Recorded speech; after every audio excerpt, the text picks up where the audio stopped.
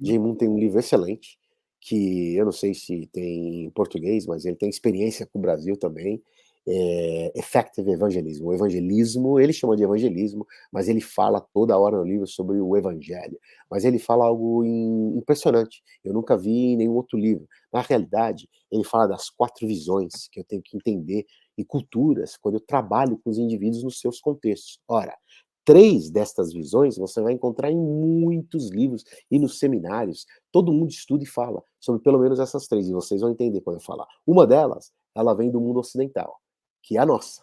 Então eu enxergo, por exemplo, toda a teologia e a sistematização de Jesus sendo meu advogado, porque eu me sinto culpado e eu preciso ser inocente, correto? Essa é a visão. Então a gente fala guilt, inocente. Mas não existe só esta visão no mundo. Existem outras visões.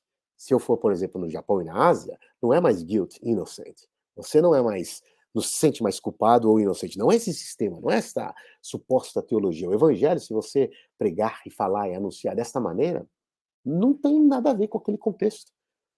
Ora, no Japão, por exemplo, na Ásia, é muito mais a questão de honor and shame, honra e vergonha. Por isso, quando eu estava no Japão, me lembro até hoje um político que foi pego com corrupção, ele não se sentia culpado. Ele se suicidou e ele escreveu uma carta dizendo: eu desonrei a minha família. Porque é uma questão de honra e vergonha. Para esses indivíduos, a mensagem do evangelho tem muito mais a ver com o filho pródigo, que ele sente vergonha, que ele não se sente culpado nesse contexto. Ele está envergonhado por aquilo que ele fez e ele volta à casa do seu pai. Tanto quanto Adão.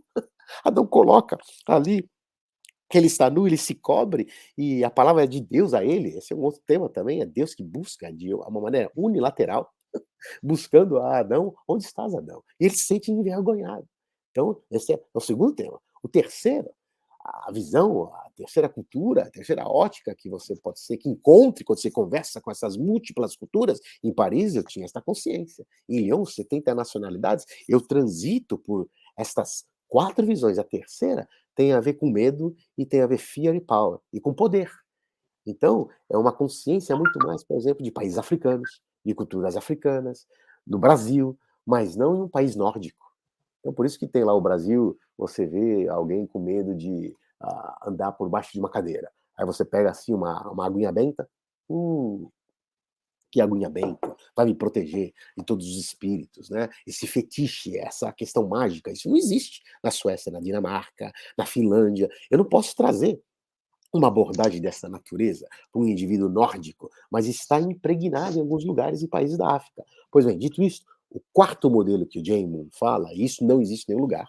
Jay Moon, a gente fez aqui um book club, e eu convidei ele para falar, e a gente treinou várias igrejas nos Estados Unidos, e agora também a gente vai participar de um outro evento, treinando uma outra igreja em Denver, para a gente falar um pouquinho de tudo isso que eu estou explicando para vocês. O quarto tem a ver com o nosso contexto, na França e na Europa. Porque é exatamente aquele indivíduo que é indiferente, que não sente absolutamente nada, ele não se sente culpado, ele não tem vergonha de nada quando fala de pecado, não existe para ele, mas ele é indiferente à religião, ao mesmo tempo, ou a tudo aquilo que tem a ver com a cristandade, ao mesmo tempo ele busca um sentido de pertencimento.